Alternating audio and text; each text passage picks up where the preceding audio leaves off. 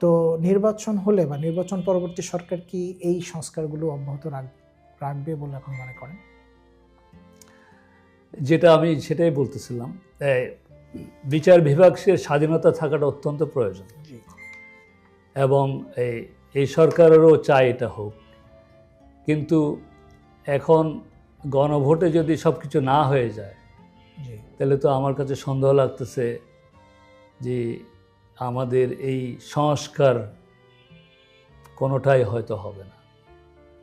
তো সংস্কার যদি নাই হয় তাহলে এই যে 1400 ছেলে বা প্লাস মাইনাস যে মারা গেল, অনেকে পা হারিয়েছে, চোখ হারিয়েছে, 20,000-এর উপরে, 20,000-এর উপরে, তাহলে এদের এই স্যাক্রিফাইসটা পুরো বিফলে চলে গেল। আর আমরা এদের সাথে বেসিক্যালি বিট্রে করলাম। আরেকটা জিনিস আমি বলতে চাচ্ছি, সেটা হচ্ছে আমরা যে পার্লামেন্ট মেম্বারটা আমরা করি, পার্লামেন্ট মেম্বার যাতে দেশের উপকার করার চিন্তাধারার থেকেই আসে। আমরা এই গত 30 বছরের কালচারে দেখেছি পার্লামেন্ট মেম্বার হওয়া মানেই টাকা ইনকাম করা। অবশ্যই দেশের কাজ করবে, একজন টাকাও ইনকাম হবে। তো একটা পার্লামেন্ট মেম্বারকে ফ্রি গাড়ি দেওয়া হয়, ট্যাক্স ফ্রি, এটার কোনো পারপাস আমি দেখি না। আমি পার্লামেন্ট মেম্বার, আমি কেন ট্যাক্স ফ্রি গাড়ি আনতে পারবো? এটা কোনো প্রয়োজন নেই। আমার বেতন কমায় দেওয়া দরকার, যাতে আমাকে ডিইনসেন্টিভাইজ করতে হবে যে এটার সাথে টাকার কোনো কানেকশন নেই, আমি মানুষের সাথেই পার্লামেন্ট মেম্বার হচ্ছি। এটা হলে আমার কোনো ফাইন্যান্সিয়াল বেনিফিট নেই।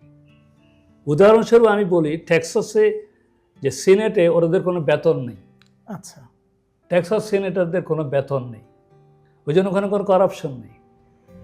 তো আমি বেতন না বন্ধ করে দিতে বলতেছি না, কিন্তু ওরা নিজেরা বিল করে ওদের নিজেদের বেতন নিজেরা বাড়ায় দেয়। এটা হলো না? নিজেদের বেতন নিজেরা বাড়াচ্ছে, তোদের বেনিফিট সব নিজেরাগুলো নিয়ে নিচ্ছে, কিন্তু সাধারণ মানুষের কাজ থেকে ওদের নিজেদের স্বার্থের দিকে ওদের চোখটা বেশি।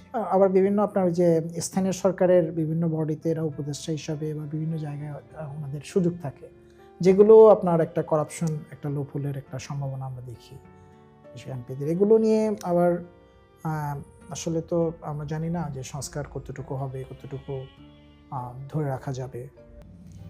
ধন্যবাদ জনাব রায়হানুল ইসলাম চৌধুরী আপনার মূল্যবান সময়ের জন্য। ধন্যবাদ দর্শক শ্রোতা। আমাদের পরবর্তী এপিসোডে আমন্ত্রণ জানিয়ে আজকের মতো বিদায় নিচ্ছি।